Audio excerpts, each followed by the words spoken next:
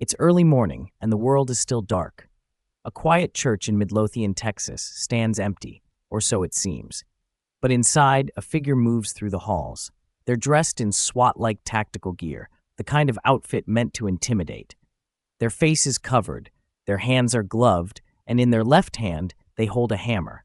They don't look like they're in a rush. Instead, they walk calmly, as if they belong here. But what they're about to do will shock an entire community. This person is waiting for someone. They've broken windows, tested locked doors, and wandered the hallways, but their movements aren't random. They have a purpose. At 4:20 a.m., that purpose walks through the front door. Missy Bevers, a fitness trainer, has arrived early to set up for her morning boot camp class. It's a routine she follows every week. She has no idea that someone is already inside. She has no idea she's about to be ambushed. Moments later, there's a struggle. The silence of the church is broken by the sounds of a fight. Furniture crashing, glass shattering, desperate cries for help, and then silence. At 5 a.m., when her students arrive, they don't find their trainer smiling and ready for class. They find her lifeless body on the floor, surrounded by blood. This is the story of Missy Bevers, a brutal, senseless murder that has remained unsolved for years.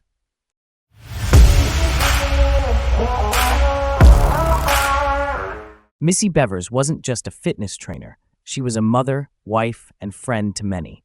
She lived in Red Oak, Texas, with her husband, Brandon Bevers, and their 3 daughters.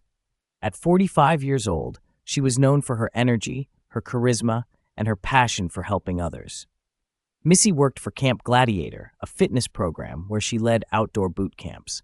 Her classes weren't just workouts, they were a source of inspiration for her students. She made them believe in themselves, push harder, and stay committed. Her social media reflected her lively personality. Missy regularly posted photos of her family, fitness tips, and updates about her classes. To her friends and students, she seemed like someone who had it all together. But like anyone, Missy had struggles. Her marriage to Brandon wasn't perfect, and there were whispers of tension between them. The family was also facing financial challenges, which added stress to their lives. Still, Missy kept showing up for her family and her students, spreading positivity wherever she went. Missy's murder would later leave her community in shock. Her friends and family described her as someone who lit up every room she entered. The thought of her being targeted, of someone wanting to harm her, seemed unimaginable.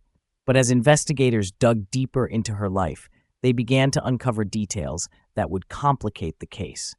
It was April 18, 2016, and for Missy, the day started like any other. Her Camp Gladiator class was scheduled for 5 a.m. at the Creekside Church of Christ in Midlothian, Texas.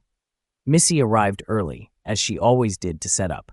She pulled into the parking lot at 4:20 a.m., unloaded her equipment, and walked into the church. This was her routine. She was always prepared, always professional. But what Missy didn't know was that someone else was already inside the church.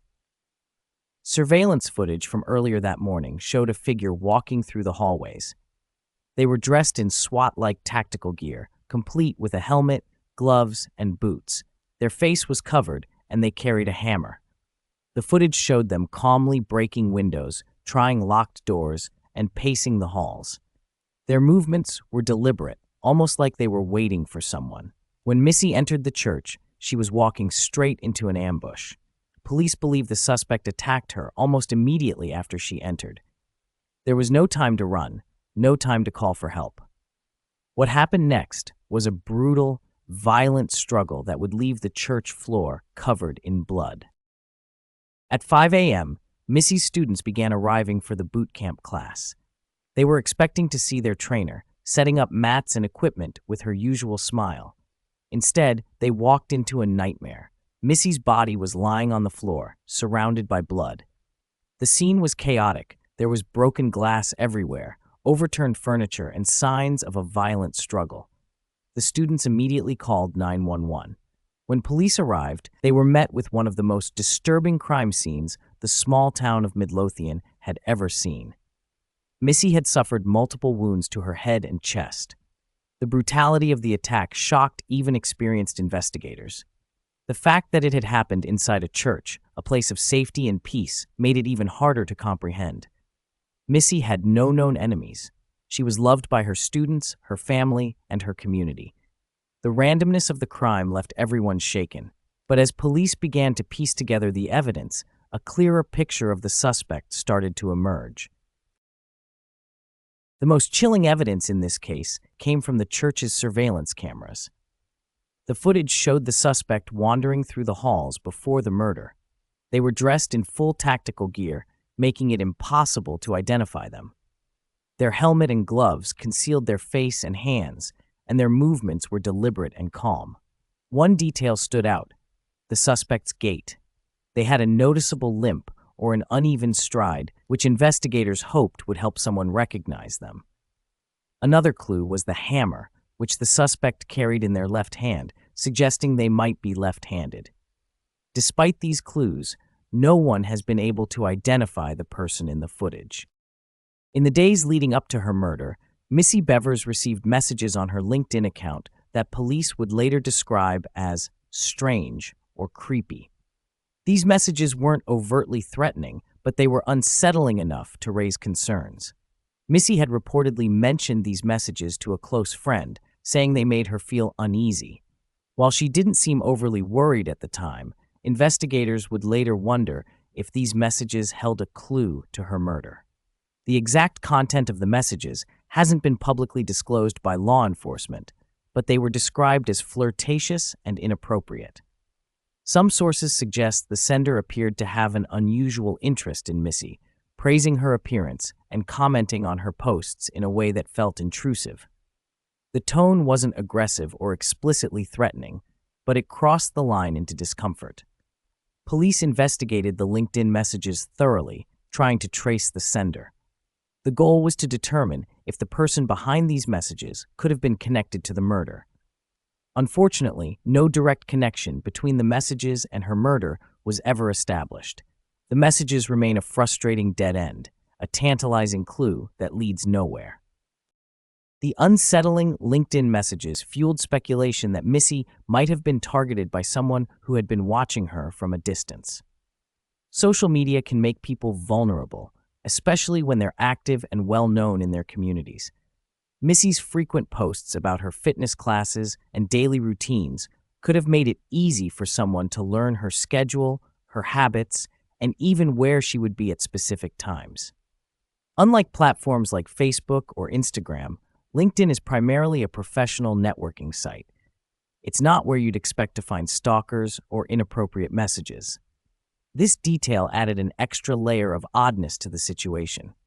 Whoever sent the messages had chosen a platform that felt more formal and less personal, which might have been an attempt to disguise their true intentions. Some true crime enthusiasts have speculated that the LinkedIn messages might not have come from the killer directly.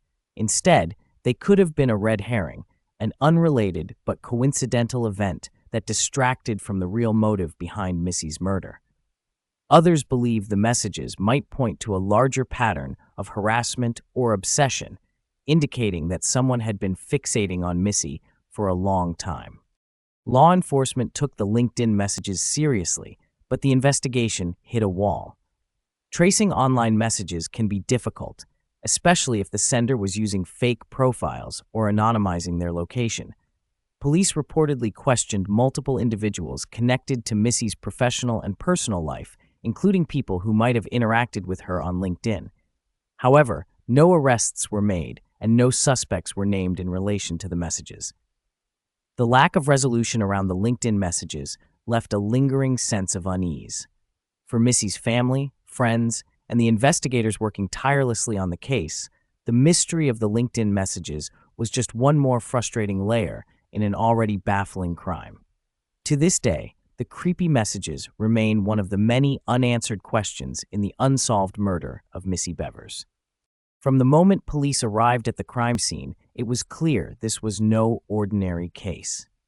The brutality of the attack, the bizarre surveillance footage, and the absence of an obvious motive made the investigation especially challenging.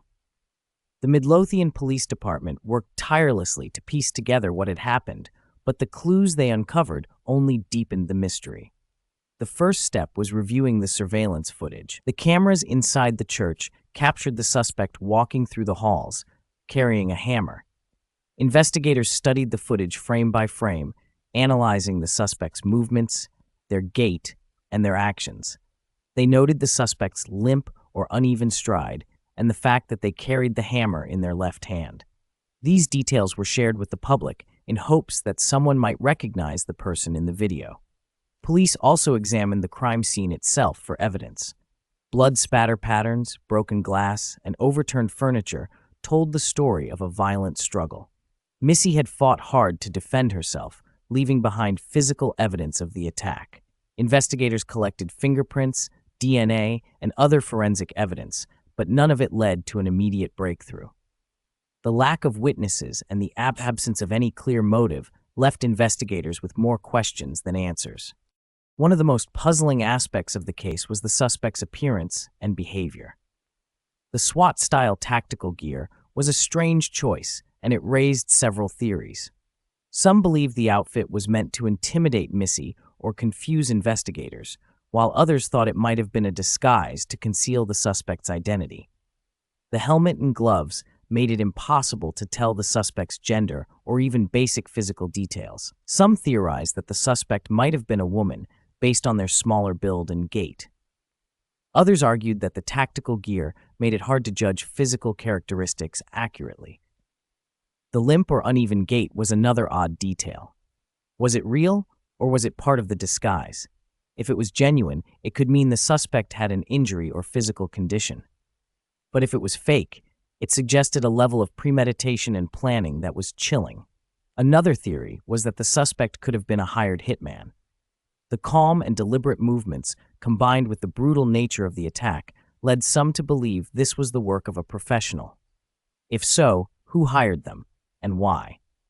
This theory only deepened the mystery, adding another layer of complexity to an already baffling case.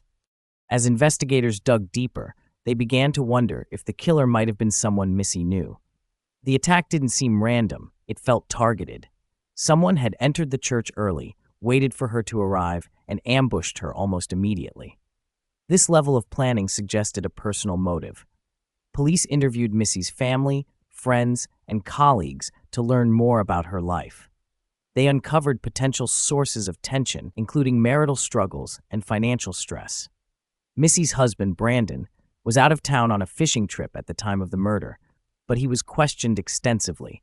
His alibi checked out, and he was eventually ruled out as a suspect. However, some online sleuths have continued to speculate about his potential involvement, pointing to details they find suspicious. Another strange lead involved Missy's father-in-law, Randy Bevers. Days after the murder, he brought a blood-stained shirt to a dry cleaner, raising suspicions. Randy explained that the blood came from a dog that had been in a fight, and forensic tests confirmed this. Like Brandon, Randy was also cleared as a suspect, but the incident added another layer of intrigue to the case. The murder of Missy Bevers sent shockwaves through the small town of Midlothian. This was a place where people felt safe, where violent crime was rare. The idea that someone had been brutally murdered inside a church, a place of sanctuary, was deeply unsettling. For many, it shattered their sense of security. Missy's friends, family, and students were devastated. She had touched so many lives through her work with Camp Gladiator, and her loss was felt across the community. Vigils were held in her honor, with candles, flowers, and photos placed outside the church where she was killed. People came together to support her family and to demand justice. But as weeks turned into months and then years, frustration began to grow. The lack of progress in the case left many feeling hopeless. Some in the community criticized the police for not doing enough, while others turned to online forums to share theories and try to crack the case themselves. The murder of Missy Bevers became a source of endless speculation, with amateur sleuths poring over every detail in search of answers. No, the murder of Missy Bevers remains an active investigation. The Midlothian Police Department has not given up on finding her killer, even though years have passed without an arrest. Despite the chilling surveillance footage, forensic evidence collected at the scene, and over 3,000 tips from the public, the case has reached a frustrating standstill. Investigators continue to review old evidence and follow up on new leads, hoping that one day a breakthrough will bring justice. One of the biggest challenges in solving the case is the lack of a clear suspect or motive. The suspect captured on camera was disguised in SWAT-like tactical gear, making it impossible to determine their identity, gender, or physical characteristics. Even the suspect's distinctive limp has not led to a credible identification. Leads like the LinkedIn messages and details from Missy's personal life have been explored but have not resulted in significant progress. Law enforcement is relying on advances in DNA technology or new tips from the public to uncover critical clues. Despite the time that has passed, this case has not gone cold. Investigators are committed to solving Missy's murder, and they frequently remind the public that even small pieces of information could make a difference. Rewards for tips leading to an arrest are still being offered, and the case remains high profile thanks to the efforts of Missy's family, true crime communities, and media attention. It's a slow and painful process, but there's still hope that justice will one day be served. Missy Bevers was a vibrant, loving woman who inspired so many people through her work and her energy. Her murder was not only a tragedy for her family and friends, but also a blow to the community that cherished her. To this day, her loved ones continue to honor her memory by sharing stories about her life and holding vigils to remind the world that her killer has not been found. The thought of Missy's final moments, her terror, her pain, and her fight to survive is heartbreaking. Her life was taken in a way that no one deserves, and the lack of answers only deepens the sorrow. Missy's family and supporters hold on to hope that one day her killer will be brought to justice, but they also face the reality that they've lost someone irreplaceable. Missy's story is a reminder of how fragile life is and how deeply violence can scar a community. Her legacy lives on in the memories of those she loved and inspired. While we wait for answers, we remember her not for the tragedy of her death, but for the joy and strength she brought to so many lives. Missy Bevers will never be forgotten. Thank you for watching and joining us in exploring the heartbreaking and mysterious case of Missy Bevers. Her story is a stark reminder of the resilience of those who loved her and the relentless pursuit of justice that continues to this day. If you found this video thought-provoking, please like, share, and subscribe to support our channel. Don't forget to turn on notifications so you never miss an update on true crime stories like this one.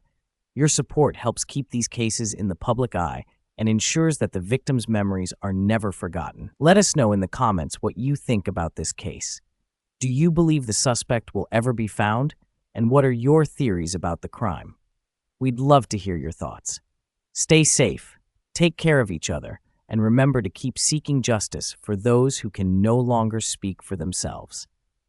Until next time, thank you, and we'll see you in the next video.